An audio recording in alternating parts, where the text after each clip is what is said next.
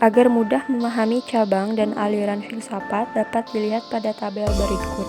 Nah, dapat diketahui yang pertama itu ada ontologi, yaitu salah satu kajian filsafat yang paling kuno dan berasal dari Yunani. Studi tersebut membahas keberadaan sesuatu yang bersifat konkret. Tokoh Yunani yang memiliki pandangan yang bersifat ontologis dikenal seperti Thales, Plato, dan Aristoteles. Dan cabangnya yaitu metafisika. Metafisika adalah cabang filsafat yang berkaitan dengan proses analitis atas hakikat fundamental mengenai keberadaan dan realitas yang menyertainya. Kajian mengenai metafisika umumnya berporos pada pertanyaan mendasar mengenai keberadaan dan sifat-sifat yang meliputi realitas yang dikaji. Dan alirannya itu ada dua, yang pertama monoteisme dan politeisme. Monoteisme adalah kepercayaan bahwa Tuhan adalah satu atau tunggal dan berkuasa penuh atas segalanya. Kedua, politeisme adalah bentuk kepercayaan yang mengakui adanya lebih dari satu Tuhan atau menyembah dewa. Secara harfiah, berasal dari bahasa Yunani, poli dan theoi, yang berarti banyak Tuhan. Lawan dari paham ini adalah monoteisme atau kepercayaan yang hanya mengakui satu Tuhan. Kedua, epistemologi, yaitu filsafat yang berkaitan dengan teori pengetahuan. Epistemologi mempelajari tentang hakikat dari pengetahuan, justifikasi, dan rasionalitas keyakinan. Cabangnya adalah metodologi dan logika. Metodologi merupakan suatu analisis teoritis tentang sebuah metode atau cara. Penelitian merupakan sebuah penyajian yang sistematis dengan tujuan untuk meningkatkan jumlah pengetahuan. Kemudian logika berasal dari kata Yunani kuno yang berarti hasil pertimbangan akal pikiran yang diutarakan lewat kata dan dinyatakan dalam bahasa. Logika adalah salah satu cabang filsafat. Dan alirannya yaitu ada rasionalisme dan empirisme.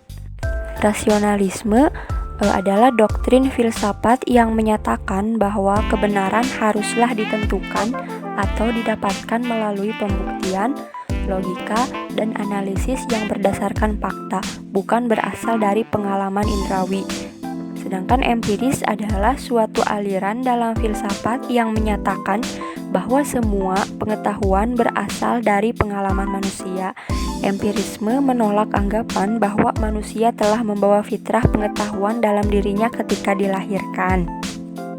Dan yang ketiga yaitu aksiologi, yang merupakan cabang filsafat ilmu yang mempertanyakan bagaimana manusia menggunakan ilmunya. Jadi yang ingin dicapai oleh aksiologi adalah hakikat dan manfaat yang terdapat dalam suatu pengetahuan. Aksiologi berasal dari kata Yunani yaitu aksion dan logos yang berarti teori tentang nilai, di mana cabangnya ada etika dan estetika. Etika adalah sesuatu di mana dan bagaimana cabang utama filsafat yang mempelajari nilai atau kualitas yang menjadi studi mengenai standar dan penilaian moral. Etika mencakup analisis dan penerapan konsep seperti benar, salah, baik, buruk, dan tanggung jawab. Sedangkan estetika adalah salah satu cabang filsafat yang membahas keindahan. Estetika merupakan ilmu yang membahas keindahan, bisa terbentuk dan dapat merasakannya. Dan untuk alirannya itu yang pertama ada materialisme, yang merupakan paham dalam filsafat yang menyatakan bahwa hal yang dapat dikatakan benar-benar ada adalah materi. Pada dasarnya semua hal terdiri atas materi dan semua fenomena adalah hasil interaksi material. Materi adalah satu-satunya substansi. Sebagai teori materialisme termasuk paham ontologi monistik.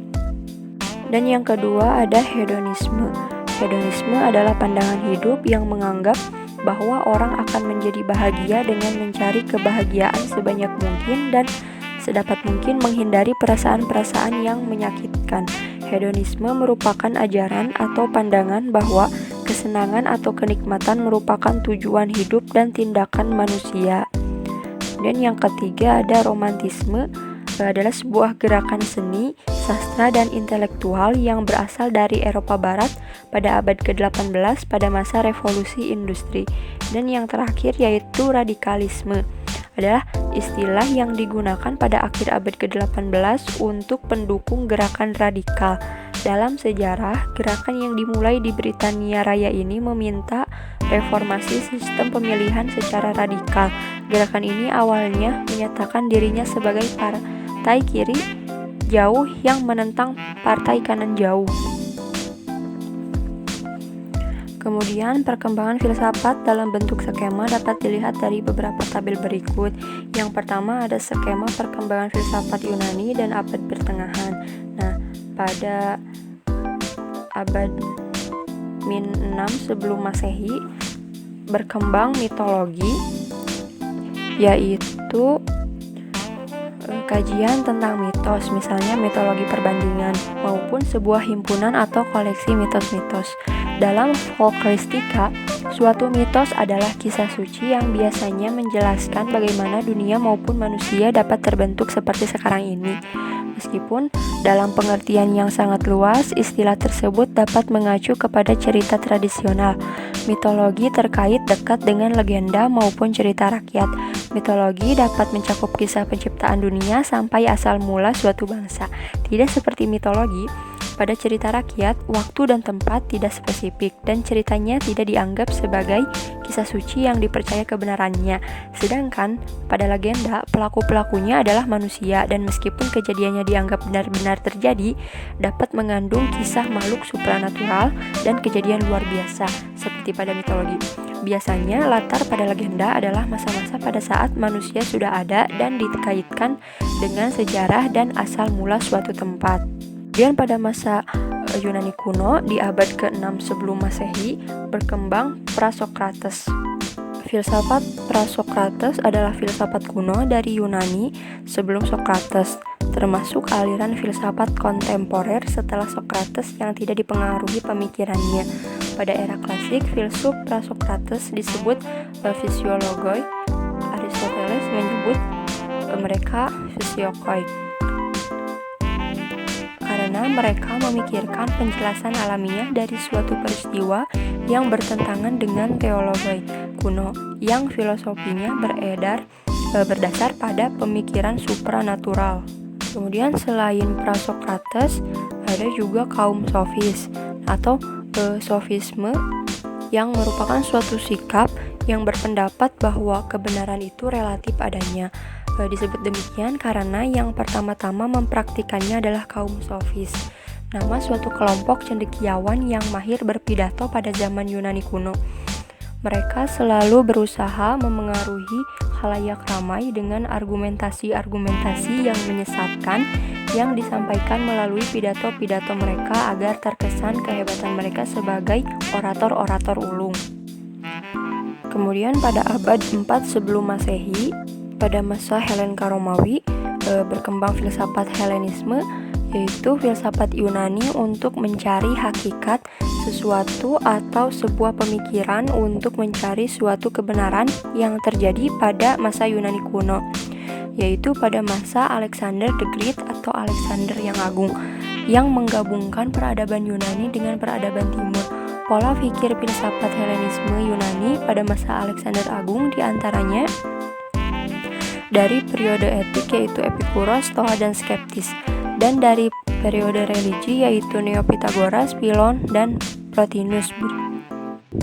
Epikuros adalah filosof yang memuja kesenangan hidup. Ia menafikan dan menihilkan peran Tuhan di dunia. Menurutnya, Tuhan hanya menjadi penghalang untuk menikmati kesenangan hidup di dunia. Karena itu, Epikuros adalah salah satu filosof yang beraliran ateis. Kemudian yang kedua ada Stoa. Tujuan dari ajaran Stoa adalah menyempurnakan moral manusia. Kriterianya tentang kebenaran relatif sama dengan Epikuros yang mengatakan bahwa pemandangan adalah kriteria setinggi-tingginya untuk mencapai kebenaran. Kemudian Skeptis Mereka adalah mazhab filsafat yang ragu-ragu terhadap ajaran-ajaran klasik. Menurut mereka, kebenaran tidak dapat diduga, dan untuk memutuskan mana yang benar dan mana yang salah dalam pertentangan pendapat yang begitu banyak, perlulah ada suatu kriteria tentang kebenaran. Kriteria itulah yang tidak ada. Selanjutnya, aliran Neo-Pitagoras. Ajarannya berpangkal pada Pitagoras yang mendidik kebatinan dengan belajar menyucikan roh. Mereka juga meyakini bahwa jiwa ini akan hidup selama-lamanya dan pindah-pindah dari angkatan makhluk turun-temurun. Kepercayaan inilah yang disebut dengan reinkarnasi.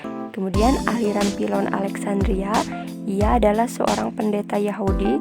Karenanya filsafat yang dipelajarinya terpengaruh oleh pandangan agama. Yang menjadi pokok pandangan filsafatnya ialah hubungan manusia dengan Tuhan. Selanjutnya, pada abad 2 Masehi berkembang patristik, yang merupakan sebuah zaman yang berlangsung setelah zaman Perjanjian Baru sampai abad ke-8. Ada juga beberapa yang mengatakan bahwa zaman ini masih berlangsung sampai zaman Thomas Aquinas. Istilah patristik ini pertama kali digunakan oleh bapak-bapak gereja setelah zaman para rasul hingga pada abad ke-8. Dan pada abad ke-8 Masehi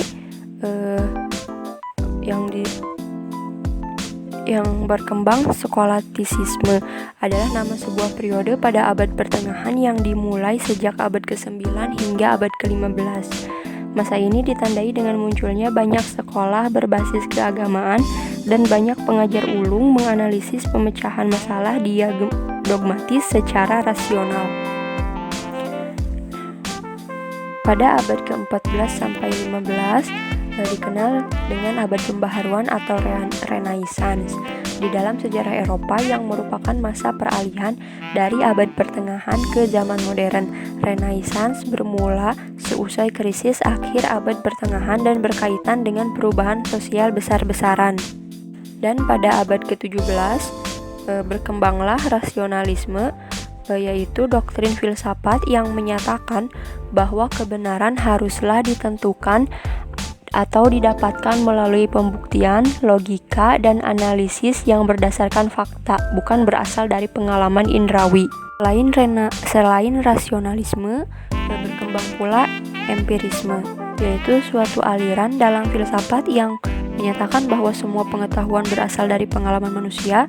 Empirisme menolak anggapan bahwa manusia telah membawa fitrah pengetahuan dalam dirinya ketika dilahirkan. Dan pada abad ke-18 dikenal dengan abad pencerahan atau Aufklärung, di mana pada masa itu di sekitar abad itu di Eropa yang diketahui memiliki semangat revisi atas kepercayaan tradisional, memisahkan pengaruh-pengaruh keagamaan dari pemerintahan. Dan pada masa itu berkembang pemikiran kritisme yang merupakan bagian dari filsafat modern. Secara garis besar, kritisme merupakan teori yang dihasilkan dari sintesis antara rasionalisme dan empirisme. Aliran ini berpendapat bahwa kebenaran itu tidak perlu diuji sebab sudah memiliki batasan-batasan tersendiri antara rasionalisme dan empirisme.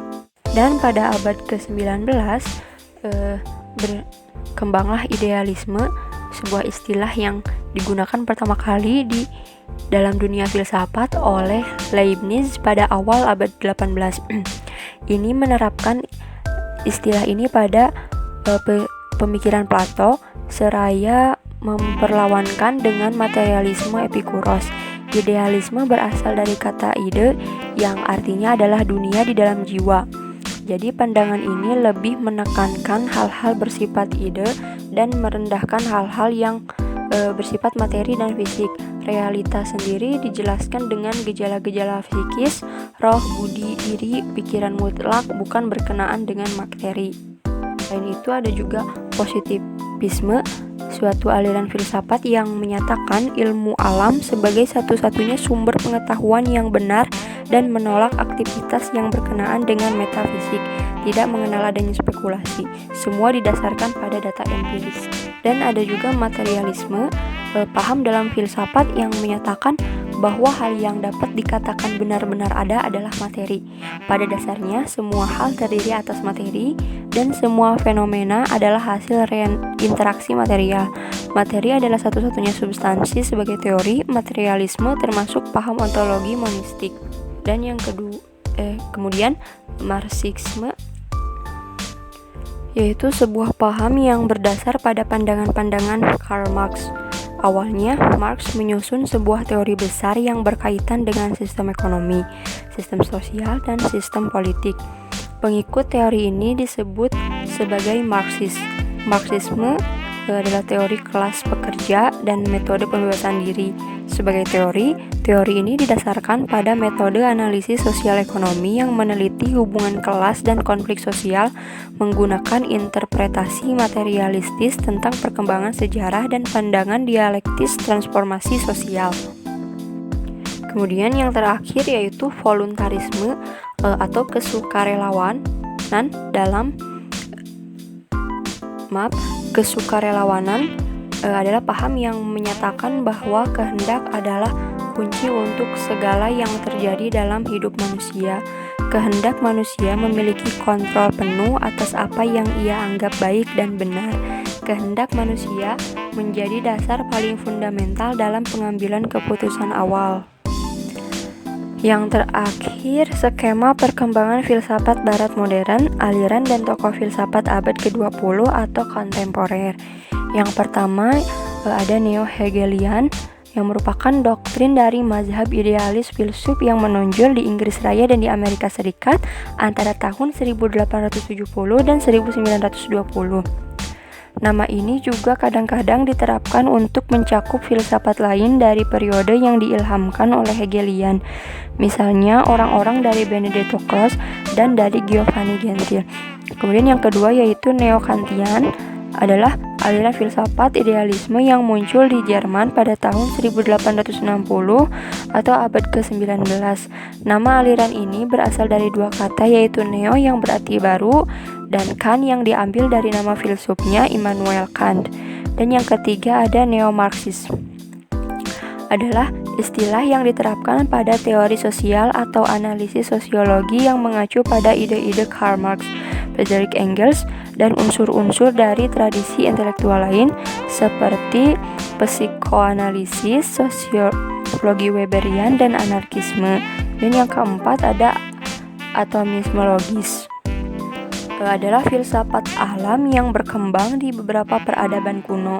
Di dalam peradaban barat, atomisme merujuk pada Leucippus dan muridnya Demokritus dari abad ke-5 sebelum Masehi. Kemudian positivisme logis adalah sebuah filsafat yang berasal dari lingkaran Wina pada tahun 1920-an. Positivisme logis berpendapat bahwa filsafat harus mengikuti rigoritas yang sama dengan sains. Selanjutnya, filsafat hidup merupakan setiap sikap umum terhadap atau pandangan filosofis, makna hidup atau cara hidup yang harus dijalani. Kemudian ada fenomenologi, sebuah disiplin ilmu dan studi inquiry deskriptif yang meletakkan perhatiannya pada studi atas penampakan, akuisisi pengalaman, dan kesadaran. Fenomenologi singkatnya adalah studi mengenai pengalaman dan bagaimana pengalaman tersebut terbentuk. Kemudian ada eksistensialisme, merupakan tradisi pemikiran filsafat yang terutama diasosiasikan dengan beberapa filsuf Eropa pada abad ke-19 dan ke-20 yang sepaham bahwa pemikiran filsafat bermula dengan subjek manusia, bukan hanya subjek manusia yang berpikir, tetapi juga individu manusia yang melakukan, yang merasa, dan yang hidup. Selanjutnya, strukturalisme adalah metodologi yang unsur budaya manusia harus dipahami dalam hal hubungan mereka dengan yang lebih besar. Sistem secara menyeluruh atau umum disebut struktur. Kemudian ada pragmatisme, aliran filsafat yang mengajarkan bahwa benar adalah segala sesuatu yang membuktikan dirinya sebagai yang benar dengan melihat kepada akibat atau hasilnya yang bermanfaat secara praktis. Dan yang terakhir ada pascamodernisme atau poststrukturalisme, merupakan gerakan abad akhir ke-20 dalam seni, arsitektur, dan kritik yang melanjutkan modernisme. Termasuk dalam pasca-modernisme adalah interpretasi skeptis terhadap budaya, sastra, seni, filsafat, sejarah, ekonomi, arsitektur, fiksi, dan kritik sastra. Bukti bahwa Pancasila merupakan sistem filsafat negara Indonesia. Pancasila juga sering disebut sebagai dasar filsafat atau falsafah negara, yang artinya Pancasila merupakan dasar nilai dan norma untuk mengatur pemerintahan negara atau penyelenggaraan negara. Nah, konsekuensinya, seluruh pelaksanaan dan penyelenggaraan negara, terutama segala peraturan perundang-undangan, termasuk proses reformasi dalam segala bidang dijabarkan dari nilai-nilai Pancasila. Pancasila merupakan sumber kaidah hukum negara yang secara konstitusional mengatur negara Republik Indonesia beserta unsur-unsurnya, yaitu rakyat, wilayah, serta pemerintahan negara yang berdaulat. Berikut beberapa kajian Pancasila sebagai filsafat negara Indonesia, yaitu yang pertama, ontologi Pancasila. Ontologi atau onlogi berasal dari kata onontos yang artinya yang ada. Ontologi adalah ilmu pengetahuan tentang yang ada. Sebagai yang ada, hakikat sebenarnya tentang yang ada atau hakikat suatu objek. Ontologi Pancasila adalah suatu yang ada. Manusia harus membuat dan mengadakan Pancasila itu dalam berbagai pengalaman hidup. Yang kedua, epistemologi Pancasila. Secara epistemologis, kajian Pancasila sebagai filsafat dimaksudkan sebagai upaya untuk mencari hakikat Pancasila sebagai suatu sistem pengetahuan. Sebagai suatu sistem pengetahuan, maka Pancasila harus diperoleh maknanya melalui pengalaman dan akal sehat. Aksiologi Pancasila. Aksiologi mengandung arti ilmu tentang nilai atau value. Filsafat Pancasila pada hakikatnya membahas tentang nilai praktis atau manfaat suatu pengetahuan mengenai Pancasila. Secara aksiologis, bangsa Indonesia merupakan pendukung nilai-nilai Pancasila. Sebagai pendukung nilai, bangsa Indonesia itulah yang mengakui, menghargai, dan menerima Pancasila sebagai sesuatu yang bernilai. Semua itu tampak mengenjala dalam sikap, tingkah laku, serta perbuatan bangsa Indonesia itu sendiri. Sementara itu, hakikat sila-sila Pancasila nampak pada susunan kesatuan sila-sila Pancasila yang bersifat organis. Pancasila merupakan suatu kesatuan yang majemuk tunggal karena setiap sila tidak bisa berdiri sendiri. Satu kesatuan sila Pancasila yang bersifat organis hakikatnya secara filosofis bersumber pada ontologis manusia monopolaris yang memiliki unsur-unsur susunan kodrat jasmani dan juga rohani. Yang kedua, susunan Pancasila yang bersifat hierarkis dan berbentuk piramida. Yang pertama, urutan 5 sila menunjukkan suatu tingkatan dalam luasnya dan isi sifatnya yang merupakan pengkhususan dari sila-sila di mukanya sehingga dapat dikatakan 5 sila Pancasila saling berkaitan. B. Sila-sila Pancasila memiliki susunan hierarkis piramidal dengan sila ketuhanan yang Maha Esa menjadi basis. C. Secara ontologis, hakikat sila-sila Pancasila berdasarkan pada landasan sila-sila Pancasila, yaitu Tuhan, manusia, satu, rakyat, dan adil. 3. Rumusan Pancasila yang bersifat hierarkis dan berbentuk piramidal. Hal tersebut dapat diketahui bahwa sila yang pertama meliputi dan menjiwai sila-sila yang lain. Sila kedua diliputi dan dijiwai sila pertama, meliputi dan menjiwai sila yang lain. Sila ketiga diliputi dan dijiwai sila pertama dan kedua, meliputi dan menjiwai sila yang lainnya. Sila keempat diliputi dan dijiwai sila pertama, kedua, dan ketiga, meliputi dan menjiwai sila kelima. Sila kelima hanya diliputi dan dijiwai oleh sila yang lainnya. Yang keempat, kesatuan sila-sila Pancasila sebagai suatu sistem filsafat. Yang pertama, kesatuan Pancasila memiliki hal dasar ontologis, epistemologis, dan aksiologis pada sila-sila Pancasila. Yang kedua, secara filosofis, Pancasila sebagai suatu kesatuan sistem filsafat yang berbeda dengan sistem filsafat filsafat lainnya. Misalnya materialisme, liberalisme, pragmatisme, komunisme, dan filsafat lainnya di dunia.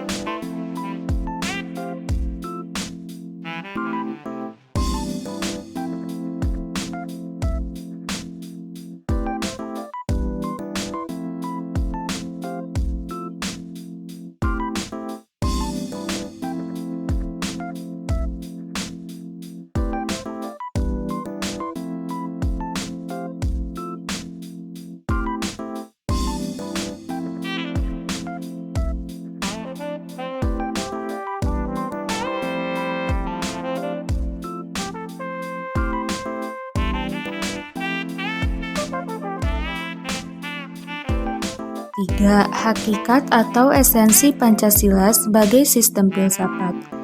Pentingnya Pancasila sebagai sistem filsafat terletak pada hal-hal sebagai berikut.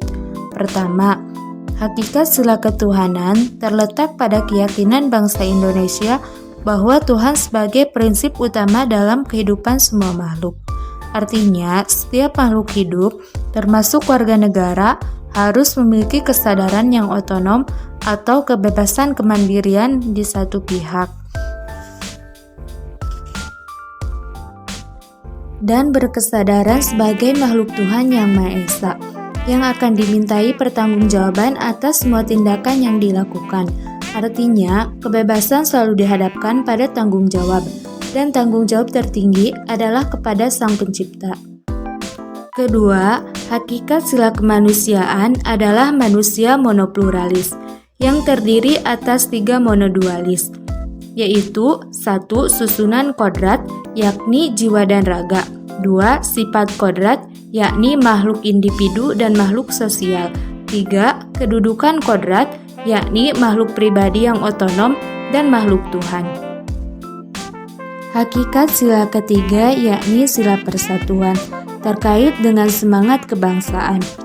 Rasa kebangsaan terwujud dalam bentuk cinta tanah air yang dibedakan ke dalam 3 jenis, yaitu tanah air real, tanah air formal, dan tanah air mental. Tanah air real adalah bumi tempat orang dilahirkan dan dibesarkan, bersuka dan berduka, yang dialami secara fisik sehari-hari. Tanah air formal adalah negara yang berundang-undang dasar dan menggariskan hukum serta peraturan, menata, mengatur, dan memberikan hak serta kewajiban, mengesahkan atau membatalkan, memberikan perlindungan, dan menghukum, memberikan paspor atau surat pengenal lainnya. Kemudian tanah air mental, bukan bersifat teritorial karena tidak dibatasi oleh ruang dan waktu, melainkan imajinasi yang dibentuk dan dibina oleh ideologi atau seperangkat gagasan vital. Hakikat sila keempat yakni sila kerakyatan, terletak pada prinsip musyawarah. Artinya, keputusan yang diambil lebih didasarkan atas semangat musyawarah untuk mufakat, bukan membenarkan begitu saja pendapat mayoritas tanpa peduli pendapat minoritas. Kemudian, hakikat sila kelima yakni sila keadilan, terwujud dalam 3 aspek. Menurut Noto Nagoro, sebagaimana dikutip oleh Kalen, ketiga aspek tersebut yaitu keadilan distributif adalah keadilan bersifat membagi dari negara kepada warga negara. Kemudian keadilan legal adalah kewajiban warga negara terhadap negara atau dinamakan keadilan bertaat. Kemudian keadilan komutatif yaitu keadilan antara sesama warga negara.